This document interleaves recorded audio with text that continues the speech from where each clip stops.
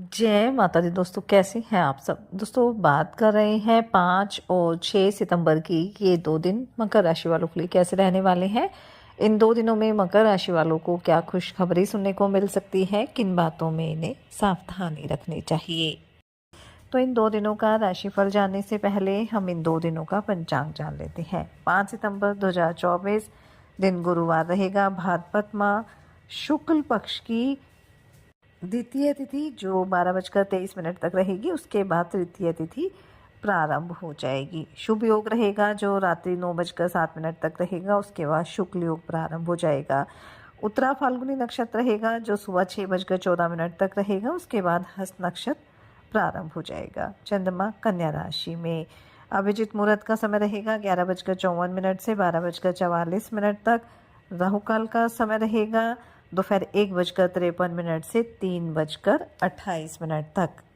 अब बात करते हैं 6 सितंबर की। 6 सितंबर 2024 दिन शुक्रवार रहेगा। भाद्रपद शुक्ल पक्ष की तृतीय तिथि जो 3:03 तक रहेगी, उसके बाद चतुर्थी तिथि प्रारंभ हो जाएगी। शुक्ल योग रहेगा जो 10:13 तक रहेगा, उसके बाद ब्रह्म योग प्रारंभ हो जाएगा। हस्त नक्षत्र रहेगा जो 9:26 तक रहेगा, उसके बाद चित्रा नक्षत्र प्रारंभ हो जाएगा। चंद्रमा 11:01 तक कन्या राशि में फिर तुला राशि में आ जाएंगे। अभिजित मुहूर्त का समय रहेगा 11:53 से 12:44 तक। राहु काल का समय रहेगा 10:15 से 11:53 तक। भाद्रपद मास के शुक्ल पक्ष की तृतीय तिथि को हरतालिका तीज का व्रत रखा जाता है और ये अखंड सौभाग्य के लिए ये व्रत रखा जाता है। और क्योंकि तृतीय तिथि 5 और 6 दोनों ही दिन रहने वाली है, लेकिन जो उदया तिथि रहेगी वो 6 सितंबर को रहेगी, इसलिए 6 सितंबर के दिन ही हरतालिका तीज का व्रत रखा जाएगा। और इस बार इस हरतालिका तीज पर बेहद शुभ संयोग बन रहे हैं, क्योंकि इस बार शुक्ल योग के साथ साथ रवि योग, हस्त नक्षत्र व चित्रा नक्षत्र का संयोग बन रहा है। और इस शुभ संयोग में माता पार्वती की पूजा अर्चना करना बेहद शुभ फलदायी रहने वाला है। इस दिन महिलाएं निर्जला व्रत रख के सुख व सौभाग्य की कामना करती है। तो इस दिन आप पूरे विधि विधान के साथ इस व्रत को करें। भगवान शिव और माता पार्वती की पूजा अर्चना करें। माता को 16 श्रृंगार का सामान अर्पित करें। हरतालिका तीज की व्रत की जो कथा होती है उसे पढ़ें, आरती करें। और ऐसा करने से आपका जो वैवाहिक जीवन है वो सदैव खुशहाल रहेगा। और आपके दाम्पत्य जीवन में अगर कुछ समस्याएं भी होंगी तो वो दूर हो जाएंगी और पति पत्नी के रिश्ते में मजबूती आएगी।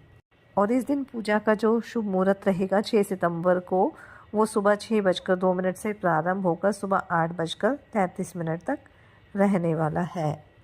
ऐसा भी कहा जाता है कि अगर कुंवारी कन्याएं भी पूरे विधि विधान के साथ इस व्रत को करती है तो उसे मनचाहे वर की प्राप्ति होती है। तो अगर आपके विवाह में कोई बाधा आ रही थी, विवाह नहीं हो पा रहा था, तो इस दिन आप व्रत करें, भगवान शिव माता पार्वती की पूजा अर्चना करें। इससे आपके विवाह में जो भी समस्या थी वो दूर हो जाएगी। तो चलिए बात कर लेते हैं ये 2 दिन मकर राशि वालों के लिए कैसे रहेंगे। ये 2 दिन मकर राशि वालों के लिए सुखद रहने वाले हैं, लेकिन कहीं ना कहीं थोड़ी सावधानी भी बरतनी होगी। हालांकि इन 2 दिनों में चंद्रमा आपके भाग्य स्थान में है, लेकिन आप जानते ही हैं कि भाग्य स्थान में केतु भी है, और जब चंद्र केतु की युति होती है तो ग्रहण दोष भी लगता है। इसलिए इन 2 दिनों में थोड़ी सी सावधानी भी आपको बरतनी होगी। हालांकि एक अच्छा समय व्यतीत करेंगे जीवन साथी के साथ, भाई बहनों के साथ, घर परिवार के साथ, अपनी संतान के साथ, लेकिन कहीं ना कहीं थोड़ा सा मन परेशान भी रह सकता है।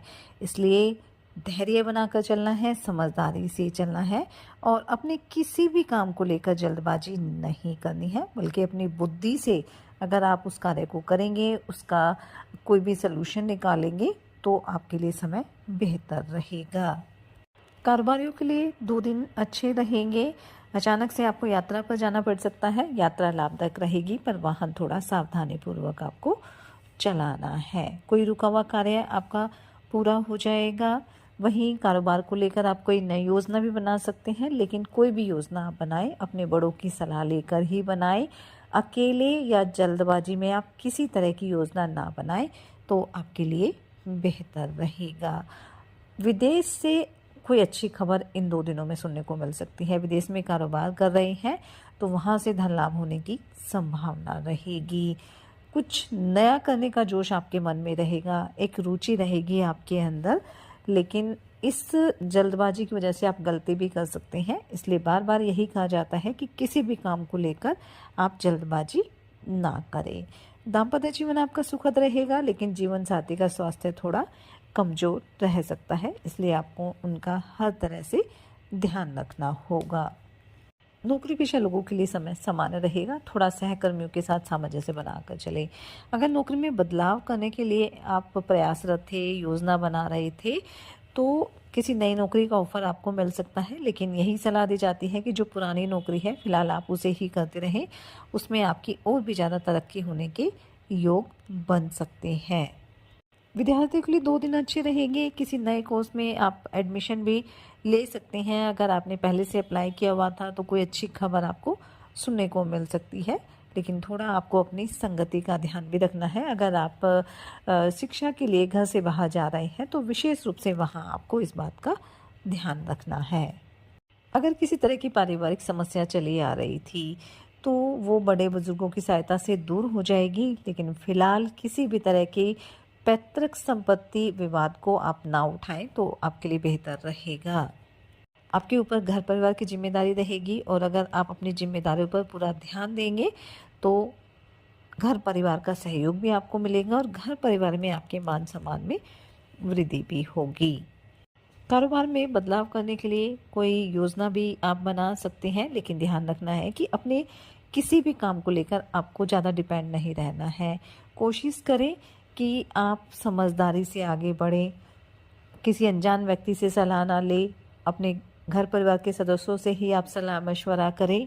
स्वास्थ्य की अगर बात करें, स्वास्थ्य को लेकर कोई समस्या नहीं है, आप एक्टिव ही रहेंगे, लेकिन थोड़ा खान-पान का ध्यान रखिए। जैसे मौसम बदल रहा है उस हिसाब से हमें खुद का ध्यान रखना बेहद ज़रूरी है, ताकि हम स्वस्थ रहें। स्वस्थ रहेंगे तभी आप अपने कार्य को आसानी से कर पाएंगे।